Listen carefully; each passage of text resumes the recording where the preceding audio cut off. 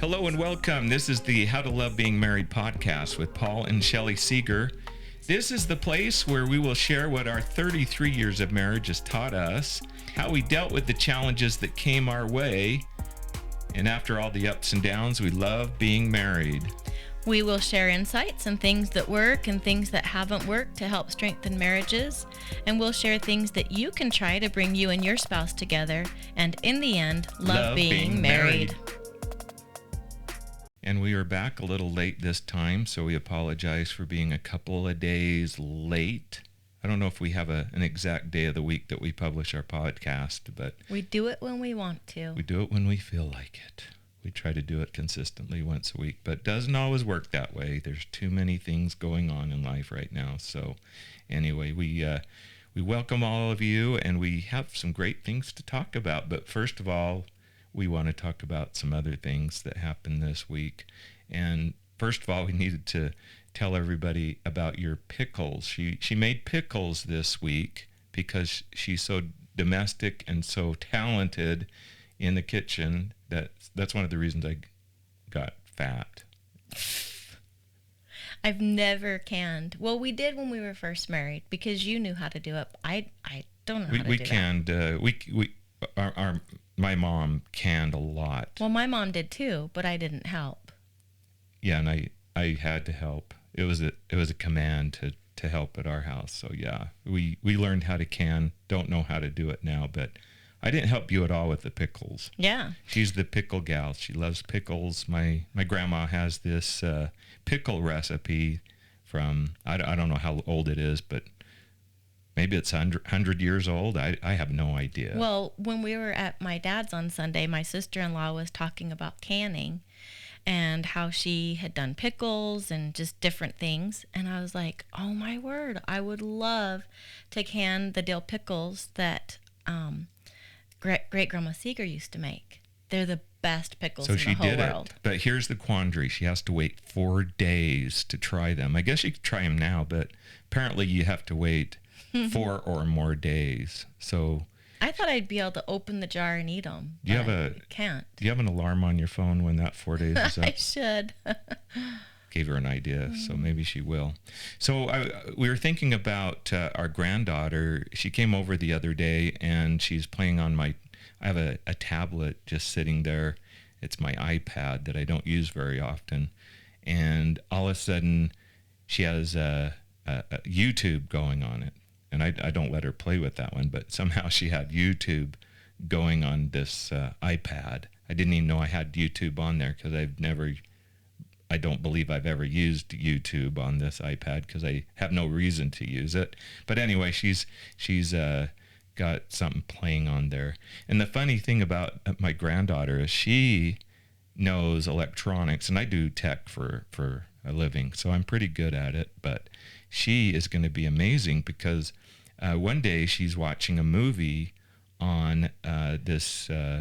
It's one of those Fire tablets. It's a different tablet that I let her play with, but I thought it was all locked down.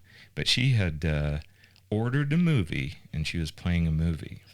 So now every time she comes over, I told her mom last time she came over, I said, I am going to have to check my credit cards to see what she purchased that I didn't know this week because she's got something. Well, what was she doing with my phone? She set up groups. Yeah, that was a funny one too, because all of a sudden I look over and I said to my wife, "Did you let her use? I think you did let her use your phone, right?" Yeah, I did. So she's playing on her phone, and I thought that's not a good idea. So I looked over to see what she was doing, and she had Marco Polo going. Oh, that's right. And she'd been watching Marco Polo videos, things that the family members had sent to her and the family, but she had created a group in Marco Polo, and I saw there was some place where we had bought a car a few years ago. Amazon was in there. I mean, she had a whole group created that she was going to Marco Polo. She just turned 3. Yeah, she just turned 3. So anyway, she just thought she'd start her own group. I don't think she could read the group, but she just clicks away. She's not afraid. No fear for her, that's for sure. So anyway, funny story. I can't remember what she texted. was it on Facebook? The Bob. Bob Condom. Yeah, my daughter looked over on her phone and she texted something about Bob Condom on her phone. So she was like mortified, wondering who she sent that to. So anyway, keep your phones password protected, and if they're over 4 digits long, she might not be able to get in by the time the family party is over. So, in speaking of family parties, so we had our wonderful picture taking outing that we did the other day. And if any of you have had pictures, Family pictures, I don't know, even since our kids were first born, that was an awful experience, going out and having your pictures taken. It always is. Awful. I don't know what it is. It brings out the worst in the parents. It brings out the worst in the kids. And even this time, it just brought the worst out of everyone. Everybody was like right before we were supposed to get dressed. It was kind of a good and bad thing, but the weather, it got a little rainy, so we thought, well, the lighting will be better because pictures usually are better without a lot of sunlight. So we thought, well, this could be good. It could be bad, depending on how it works out. So we got all ready to go. We're taking a few pictures, and it starts pouring buckets of rain. We were under a big tree, so yeah, we thought we'd hide under a tree in case lightning just solve the whole keep problem. Us from having mops on our heads. Yeah.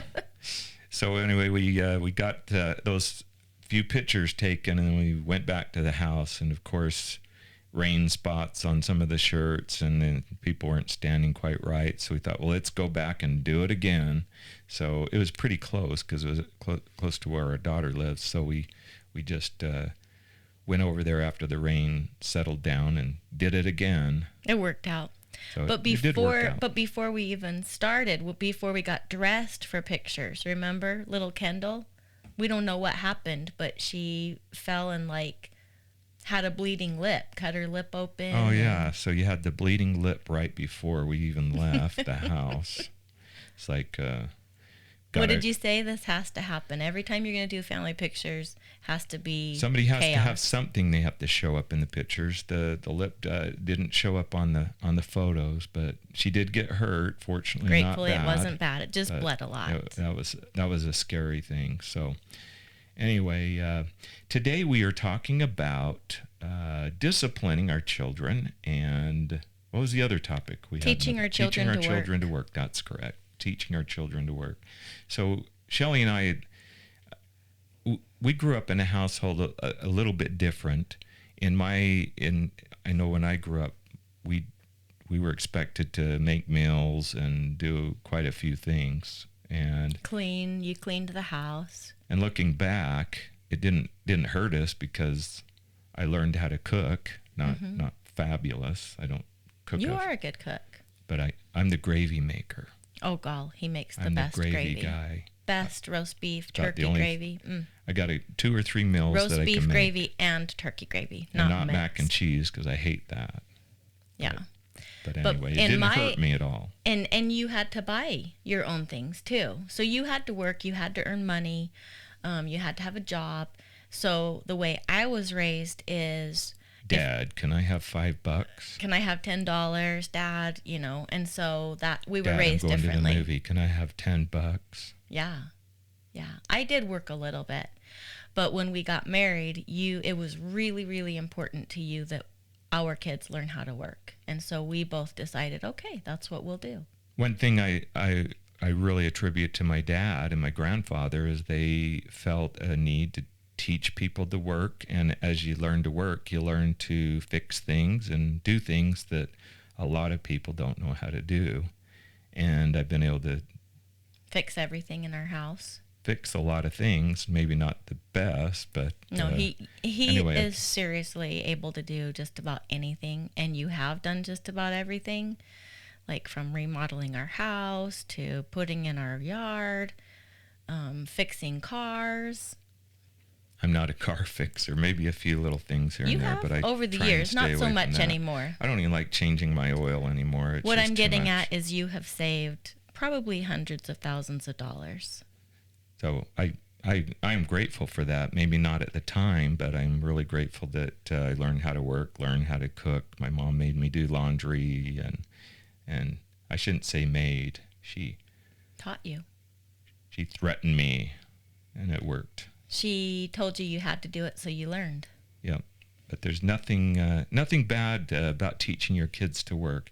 Some of the it's kind of a cross back and forth, so we apologize if we bounce back and forth between discipline and work, but they're kind of related, because we're going to focus let's flip-flop back to discipline.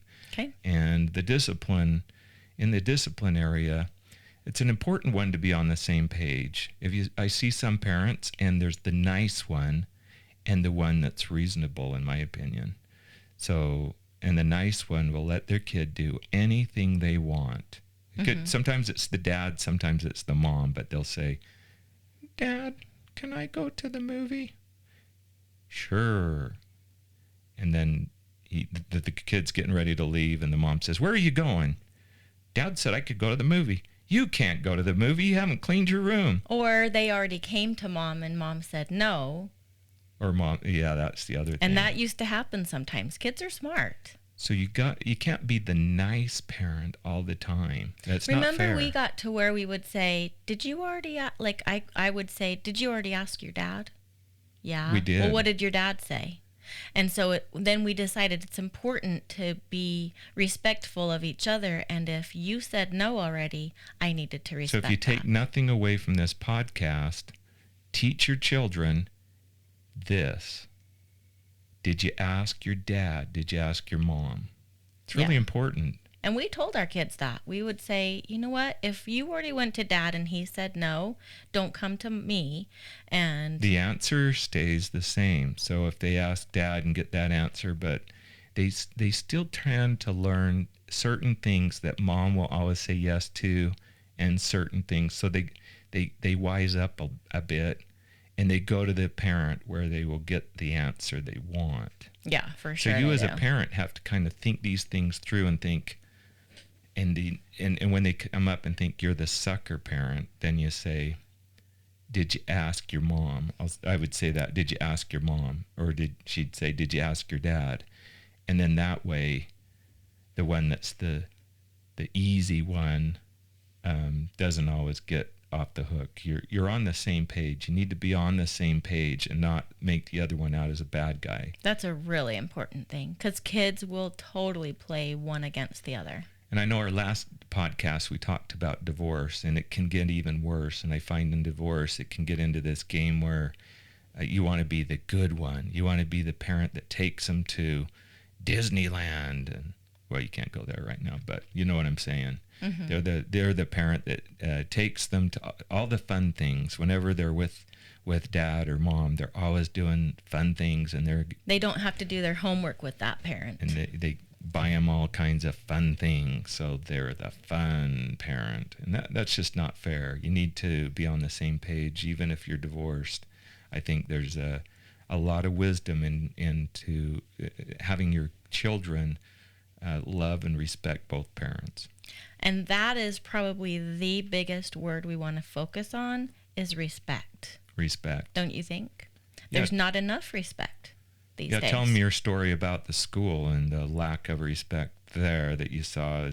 She's, as we told in, I think, our first podcast, she's a coach at her school, which she hasn't been going for several months now, but she is a coach, so she coaches me well here at the house.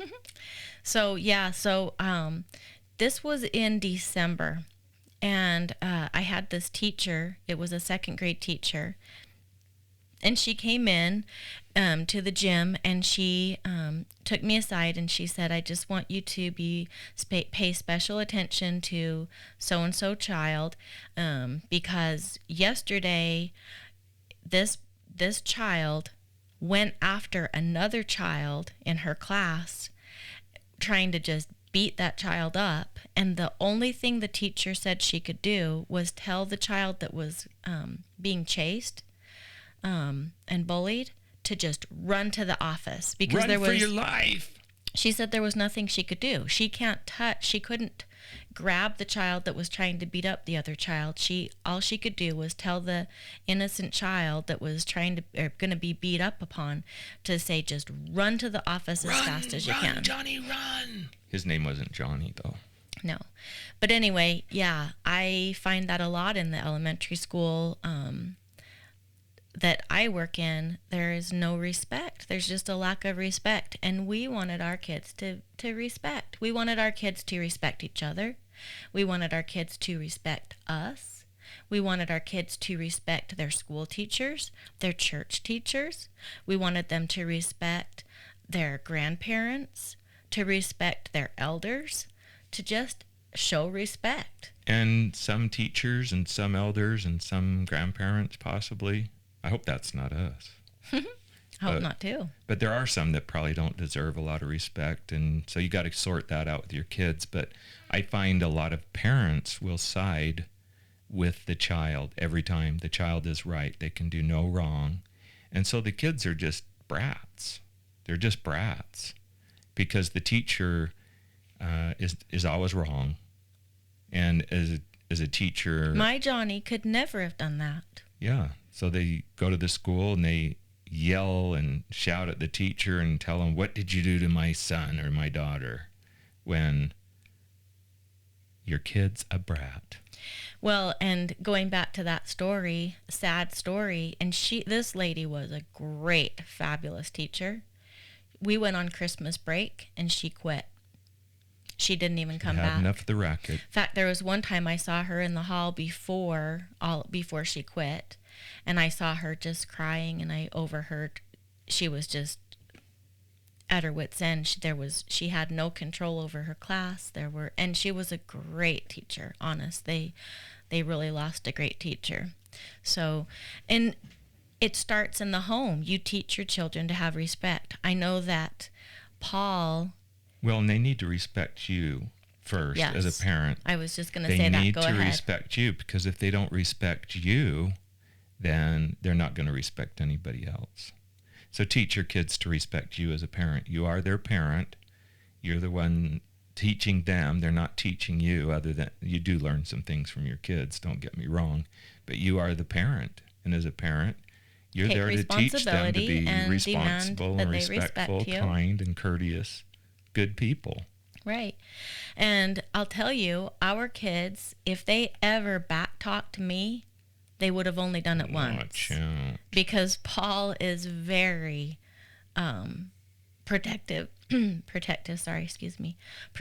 of me. And he always says that I'm his queen. And which you are. And he will just tell the kids, you will never talk to your mom that way.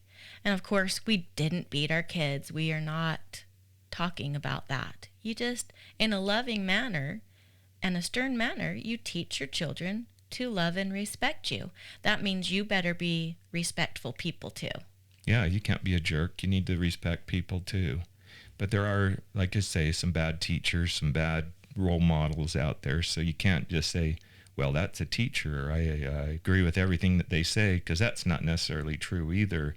But I remember when our kids were younger, I got a phone call, and it's not the phone call that you want to hear, but we got a phone call, and this guy that I didn't know told me how two of my boys had said some derogatory and rude things to his son. And anyway, I didn't know what to say. I said, well, I'm really sorry to hear that, and I do not put up with that. I will talk to my boys and find out what happened, and then we will call you back. And I want you to know that I don't want this to be on deaf ears, that I'll listen to the story, and I'll get to the bottom of it and get back with you. And it found out that my boys had said some nasty things to this kid. So, which honestly is not likely of our kids, because our kids didn't really do that. My kids are usually pretty good, but in this instant, they hadn't been. So and they were I could have just said, well, they're always good kids. They would never do that. Our Johnny would never do that. And so what did you have them do? So I had them call back. I had them talk to this gentleman and the boy and apologize and try and make it right with this boy, because that what they did was not appropriate, and they learned some things from that. Yeah. Instead of just, oh, I got away with it, I can treat other people like dirt, and my parents will always side with me, and that happens sometimes. So pull your head out of the sand and listen to the whole story. There's usually two sides. Don't always side with your kids, because if you do, you will have jerky adults. Yeah, do you want to raise good, respectful people? That's what we wanted to do, and our kids are awesome. They really are. Are they perfect? No, we're not perfect. My grandpa said something to us that he said, this is one thing I always said to my kids. He said, I told them, I hope you don't act like so-and-so. When he saw so-and-so, say a neighbor, do something that he didn't agree with, he'd say, I noticed that, we'll call him Joe. We saw Joe do this yesterday, or heard about it, and I'm so glad you don't do that. And he said his kids wanted to never do that because they didn't want to they didn't want disappoint to him. be like Joe. So that was always a good saying, and something we used on our kids, reverse psychology. Well, and I think that kids need attention. They need attention, and they are going to get attention. They're going to get negative or positive attention. So do you want them to grow up jerky, or do you want them to grow up in a positive way? And I think you can train children to be really good people, but you need to praise them. You need to be positive with them and tell them that they're good. Don't tell them that they're stupid. Don't tell them that they're naughty. They're going to act like what you tell them they are. It's a self-fulfilling prophecy. It really is. If you tell them they're dumb and they're ugly and fat and whatever the name is, short, lazy, whatever, that they're going to probably act that way because you've already defined them. Right. And you do want your children to have good, positive self-esteem and treat others kindly, too. And I'm not saying we have perfect kids, even though they're pretty great kids, but, they made mistakes growing up. They still make mistakes. We all do.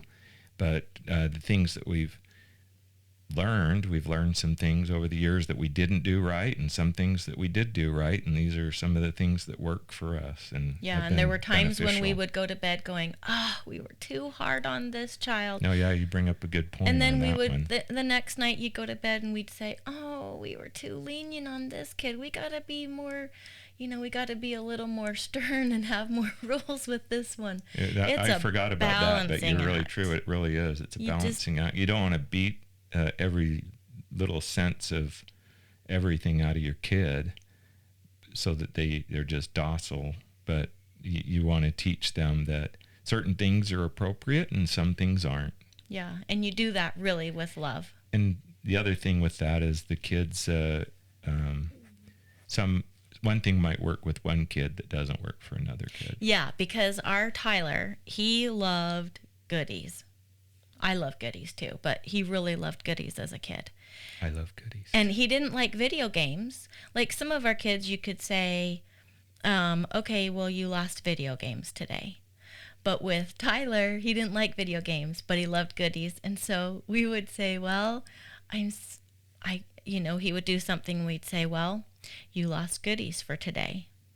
And he was so honest. Remember, we heard from the lady that worked in the lunchroom at his elementary school that he was throwing his treats in the garbage on occasion.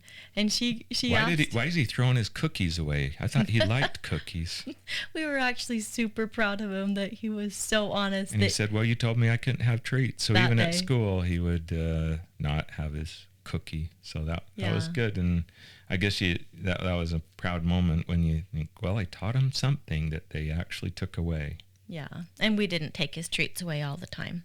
Our twins, I remember we would put them in timeout. Remember what they did in timeout? They would be on either side of the couch, and those two were twerps sometimes. They would sit and talk to each other through the couch, behind the couch. They're not twerps now. They're perfect. Yeah. Perfect adults now. We just found that you could find what they loved, and maybe that's what they lost for a day. Remember, though, me, in the heat of the moment, I would want to say, you lost video games for a week. That's a really good point on discipline. Don't make it too long, or you're going to regret it. You're going to be disciplining yourself. I've heard of people. My mom and dad grounded me for a year. It's like, seriously, you're really going to ground them for a whole year? Are you out of your mind? So you used to tell me, now, Shelley, don't make threats that we can't keep. And you may even come up with some things ahead of time so that when something comes up, you think, okay, this is going to be the discipline when whatever happens. Because in the heat of the minute, you want to ground them for the rest of their whole life. But that's, yeah. So if you say you're going to lose video games for a year, obviously that's... And then some people want to follow through with that 1 year, and after like 2 months, everybody hates everybody. It's not going to work out, and your kids are going to be horrible. You're going to be horrible, and nobody's going to like it. Well, it is a balancing act. If you're too strict, your children could rebel. They will. If you're not strict enough, your children could be unruly. So, I mean, it's a balancing act. You find what's going to work for each child, don't you think? Absolutely. Yep. I used to sometimes say, you just wait till your dad gets home, and you didn't like that because you didn't want to come home and be the bad guy. Yes, don't be the guy that says, wait till mom gets home or wait till dad gets home. They get to be the disciplinary. You hated that. Yeah. My mom used to do that. My dad at one time he had 3 jobs. So he was a really hard worker. He was gone a lot. So my mom put up with a lot at times. And she'd get tired of it. Wait till your dad gets home. And my dad, you just knew when he got home, you'd get yanked out of bed and you'd get swatted on the tail end at 3 a.m. or whenever he got home. I mean, them were the days when that happened. And so don't be the guy that threatens. The parent that threatens. Threatens with the other parent. The other parent has to be the bad guy all the time. You need to find out, how can both of you be the good guy, and how can both of you be the disciplinary. Be on the same page when you discipline. Well, and also that brings something up. You are not just to be your child's friend. You can't be. Of course you got to be their friend. You want to be their friend, but you're their advocate you love them. You have to be their teacher. You have to be their disciplinary.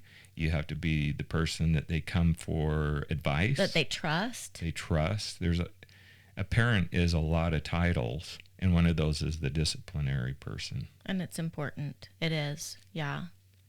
So along those lines, we go into the work ethic, right? Yeah. So I remember, actually one thing I wanted to say, there was this family in the last house that we lived at, and they just had such good kids. Their kids were so well behaved. They were really respectful, very kind, good kids. And we asked them once, how are your kids so good? What do you do? What's your secret? And I will never forget this. They said that they prayed for their children individually every single day. So regardless of your religion, praying for your kids is a good thing. And it's a way for you to hear what you're grateful for your own kids, because your kids are going to be your greatest asset. Really. And I think you can also pray to know how to help your children too. So anyway, yeah, so going back to working. So Paul said, I want our kids to learn how to work. I want our kids to be responsible people, to learn how to be responsible. Too many lazy kids out there. And so I was like, okay, well, that's not how I was raised, but I like that. I think like Paul's a great person, and he is a hard worker, and he's very responsible.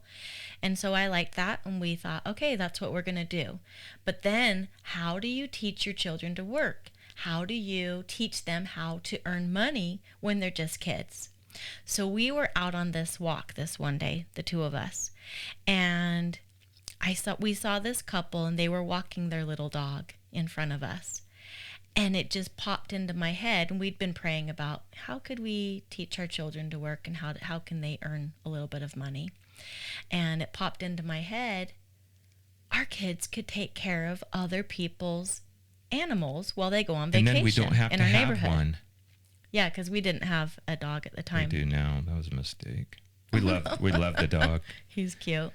We love him. So that was so great because our kids, they ended up getting some really good jobs for neighbors, and they were able to go to the neighbor's house and take care of their dogs and make sure they had food and water.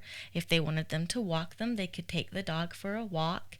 They could go to their house a few times during the day, whatever they needed, and they were able to earn money. And it ended up being really good, didn't it? Yeah, it was a way for them to make some money, and we weren't. And it taught them to be responsible. And as we talked about one of our other podcasts about budgeting, we were broke growing up. We didn't have a lot of money, so we didn't just go buy our kids little things and trinkets all the time, and they had to learn to work. And I remember even, we had 5 kids, and even going to buy Slurpees and things like that.